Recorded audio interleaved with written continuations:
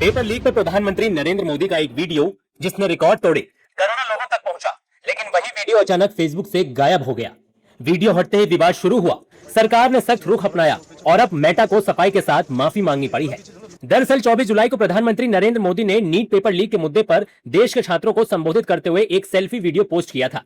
Video ने social media पर record views हासिल किए, लेकिन कुछ ही समय बाद फेसबुक से यह वीडियो हट गया। वीडियो गायब होते ही सोशल मीडिया पर सवालों की बाढ़ आ गई। मामला बढ़ा तो सरकार ने भी तुरंत इसका संज्ञान लिया। सरकार ने मेटा से जवाब तलब किया और पूरे मामले की जांच शुरू कर दी। फिर मेटा ने आज बयान जारी करते हुए कहा, वो कंटेंट गलती से हट गया था और अब उसे बहाल कर दिया गया है। ये एक टेक्निकल ग्लिच था। यानी मेटा ने तकनीकी गलती स्वीकार की और पीएम के वीडियो को दोबारा पोस्ट कर दिया। लेकिन यहाँ सवाल सिर्फ एक वीडियो का नहीं था, सवाल उस पोस्ट का था जिसे खुद प्रधानमंत्री ने साझा किया था और जिसे करोड़ों लोग देख रहे थे। प्रधानमंत्री नरेंद्र मोदी सोशल मीडिया पर दुनिया के सबसे ज्यादा फॉलो किए जाने वाले नेताओं में शामिल हैं। इंस्टाग्राम पर उनके 10.5 करोड़ से ज्यादा फॉलोअर्स हैं। फेसबुक पर करीब 6.1 करोड़, जबकि व्हाट्सएप चैनल पर भी करीब 1.5 करोड़ से ज्यादा लोग उनसे जुड़े हुए हैं।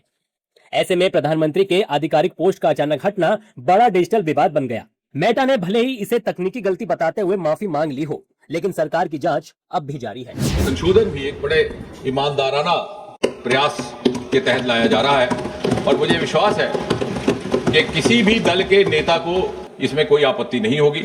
यदि आपत्ति हुई तो देश की जनता को उनसे आपत्ति होगी। लोकसभा में एंटी पेपर बिल पर चर्चा जारी है और सियासत भारी है। जहां सरकार का कहना है कि इस कानून का मकसद जल्द न्याय दिलाना है, वहीं कांग्रेस का दावा है कि शिक्षा सुधार की बात केवल दिखावा है।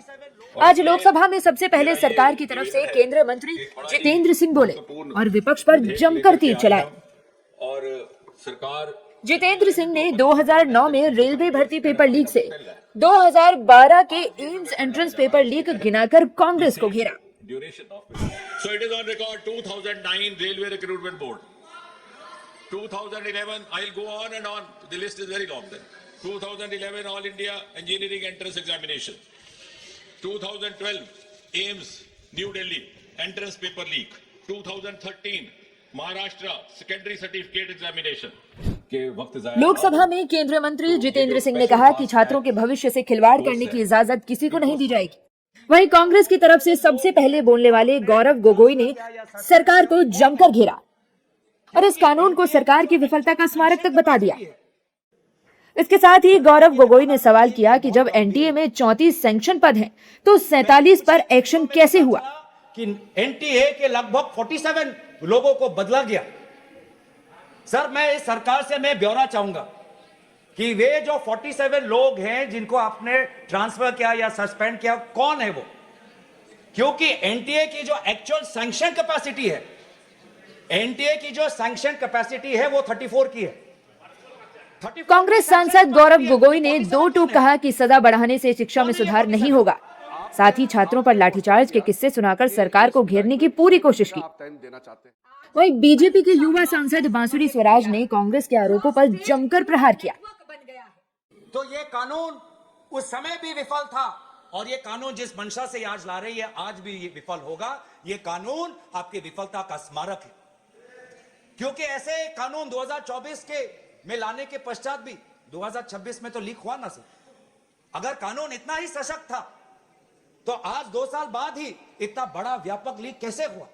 आज परीक्षा माफिया संगठित हो गया है, क्रॉस स्टेट क्रिमिनल नेटवर्क बन गया है और ये बिल, ये जो संशोधन आज लाया गया है, ये ज्यूरिसडिक्शन की उलझन को सुलझाता है, उसको समाप्त ही कर देता है।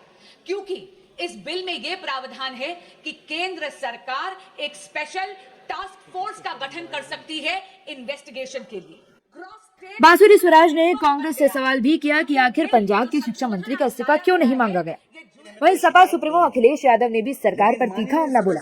लोकसभा में अखिलेश यादव ने कहा कि प्रधान को हटाकर के प्रधानमंत्री को बचा लिया गया है। एक प्रधान जी को हटा करके प्रधानमंत्री बचा लिया आपने।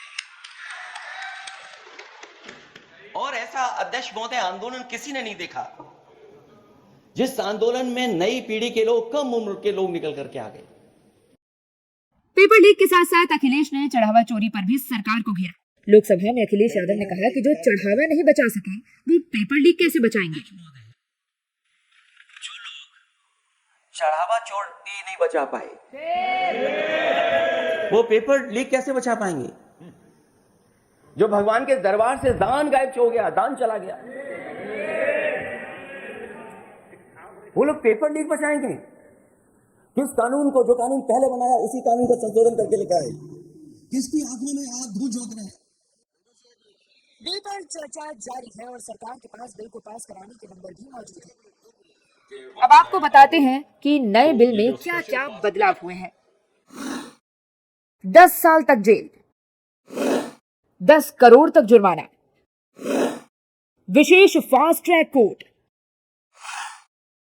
रोजाना होगी सुनवाई, 3 महीने के अंदर केस का निपटारा। संसद में बड़ी मुश्किल से सियासी शोर थमा है और चर्चा हो रही है। अब देखना होगा कि इस बिल पर राहुल गांधी संसद में बोलते हैं या नहीं।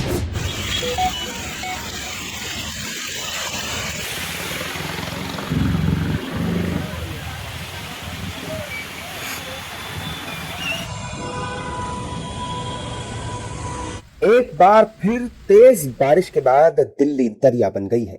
कई इलाकों में भारी जलभराव ने लोगों की परेशानी बढ़ा दी है। एक बार फिर बारिश लोगों के लिए राहत के साथ साथ आफत लेकर आई है। झमाझम बारिश के बाद दिल्ली के कई इलाके पानी पानी हो चुके हैं।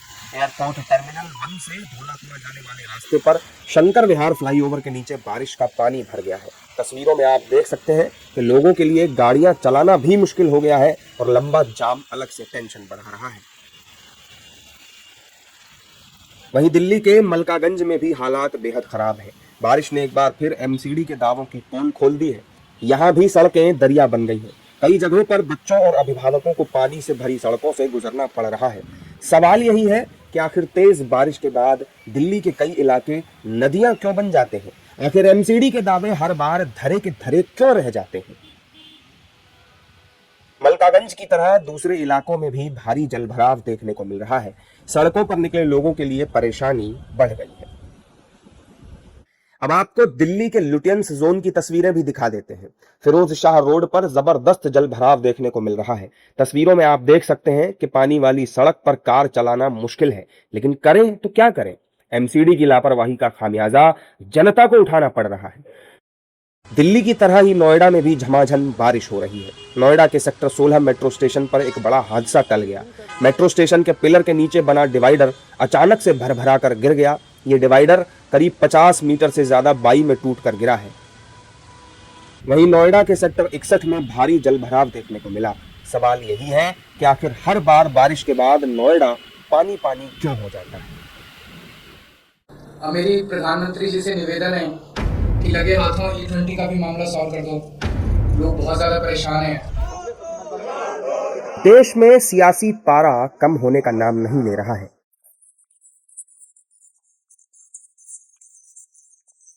आम आदमी पार्टी के राष्ट्रीय संयोजक अरविंद केजरीवाल ने प्रधानमंत्री मोदी से E20 फ्यूल के मामले को सुलझाने की अपील की है। केजरीवाल का दावा है कि E20 फ्यूल की वजह से लोगों को काफी परेशानी हो रही है और उनकी गाड़ियां खराब हो रही हैं। अब मेरी प्रधानमंत्री जी से निवेदन है कि लगे हाथों E20 का भी मामला सॉल्व कर दो। लोग बहुत ज़्यादा परेशान हैं। लोगों की गाड़ियां खराब हो रही हैं, माइलेज खराब हो रही है। तो इसीलिए प्रधानमंत्री जी से निवेदन है कि इससे पहले कि ये भी मुद्दा बड़ा बने, आप ही आगे बढ़ के इसको सॉल्व कर दो। अरविंद केजरीवाल ने E20 फ्यूल के खिलाफ नेशनल टाउन हॉल आयोजित करने का ऐलान किया है। उनका कहना है कि हम सभी को बोलने का मौका देंगे और सरकार को E20 पॉलिसी वापस लेने के लिए मजबूर करने की भविष्य की रणनीति तय करेंगे। इस टाउन हॉल में हमारी उम्मीद है कि हम इस इशू पे इंटरेस्ट रखने वाले सभी एक्सपर्ट्स को, सभी पीड़ितों को, जो लोग दुखी हैं इस मुद्दे से, जिनकी गाड़ियां खराब हो गई हैं, जो इस मुद्दे में इंटरेस्ट रखते हैं, एक्सपर्ट्स हैं, सब लोगों को एक प्लेटफॉर्म पे लाके सबको बोलने का मौका देंगे और आगे की रणनीति तय होगी कि इस मुद्दे पे सरकार को कैसे फोर्स किया जाए कि सरकार इस E20 को विड्रॉ करे। अब आपको ग्राफिक्स के जरिए बताते हैं कि आखिर केजरीवाल समेत कई लोग E20 फ्यूल का विरोध क्यों कर रहे हैं।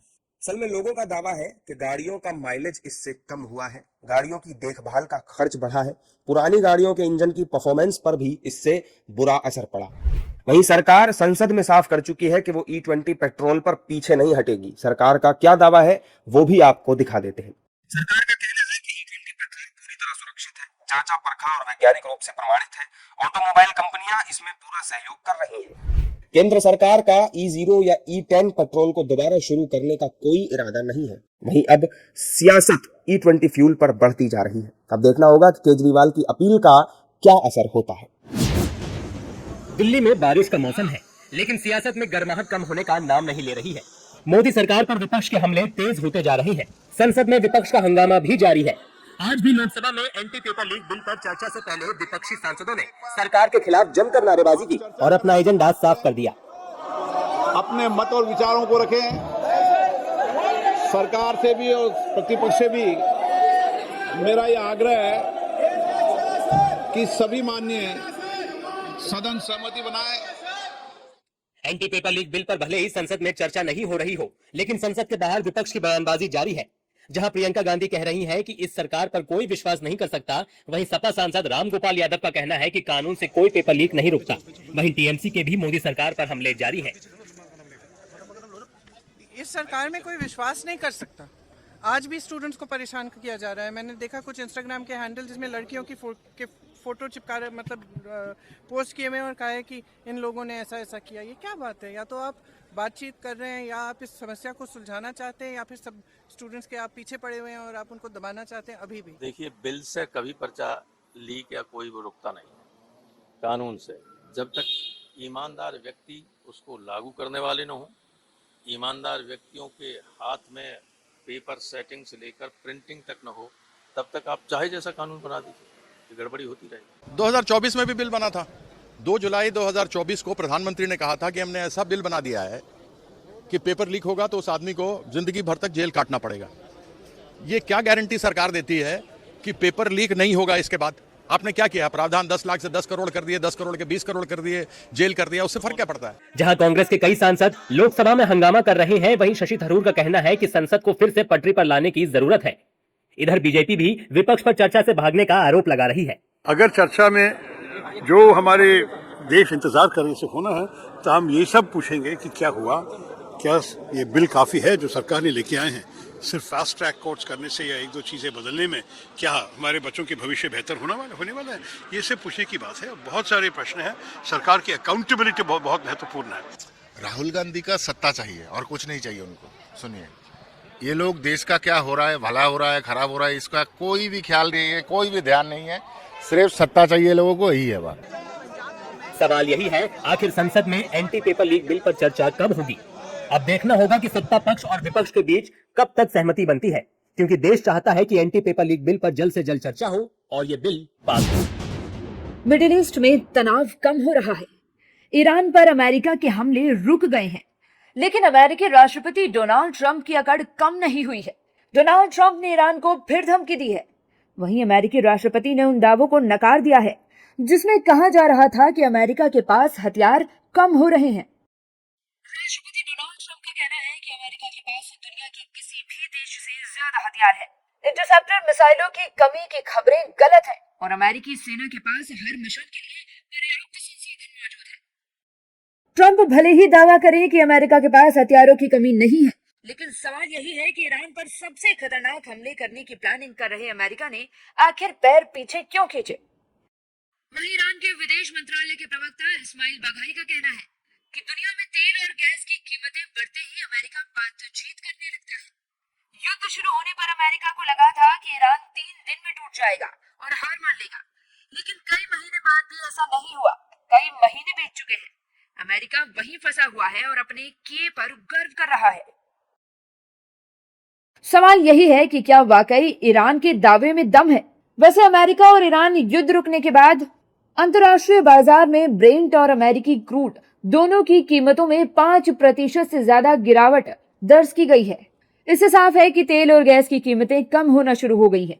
वहीं यूक्रेन और ईरान के बीच तनाव बढ़ता जा रहा है। ईरान ने कैस्पियन सागर में अपने एक जहाज पर हुए यूक्रेनी हमले के बाद कड़ी धमकी दी है। ईरान का कहना है कि यूक्रेन का हमला पूरी तरह गैरकानूनी और अनुचित था। ईरान इस कार्रवाई को बिना जवाब दिए नहीं छोड़ेगा। इसके साथ ही ईरान ने बुल्गारिया को अमेरिकी वायुसेना के विमान तैनात करने के फैसले पर कड़ी चेतावनी दी है। ईरान का कहना है कि अगर बुल्गारिया अपने यहाँ अमेरिकी विमान तैनात करता है तो वह अमेरिका और इजराइल की सैन्य कार्रवाई का साझेदार माना जाएगा। बुल्गारिया पहले भी ईरान पर हमलों में शामिल अमेरिकी विमानों को सोफिया एयरपोर्ट का इस्तेमाल करने की अनुमति दे चुका है। बुल्गारिया के नेताओं को इस फैसले की कीमत चुकानी पड़ेगी और उन्हें इसके लिए जवाबदेह ठहराया जाएगा। ईरान समझ रहा है कि भले ही अमेरिकी हमले रुक गए हों, लेकिन खतरा अभी टला नहीं है। वहीं अगर ईरान यूक्रेन को जवाब देता है तो युद्ध की नई चिंगारी भड़क सकती है। अब आपको वॉर अपडेट भी बता देते हैं। अमेरिका ने ईरान पर हमला नहीं किया, ईरान ने भी जवाबी कार्रवाई रोकी। कच्चे तेल की कीमतों में 5% से ज्यादा गिरावट। अब ईरान और यूक्रेन में बढ़ रहा तनाव। जहाज पर हमले के बाद ईरान ने यूक्रेन को धमकी दी। इस बीच ईरान ने नया दावा किया है कि उसकी और अमेरिका के बीच कोई बातचीत नहीं चल रही है। सवाल यही है कि अगर ईरान और अमेरिका के बीच बातचीत नहीं हो रही है तो आगे का रास्ता कैसे निकलेगा? अब देखना होगा कि दोनों देशों के बीच कब से वार्ता शुरू होती है और क्या रंग लाती है। देश दुनिया की सभी खबरें देखने के लिए जुड़े रहिए आचरण न्यूज से। आचरण न्यूज, हर कदम आपके साथ।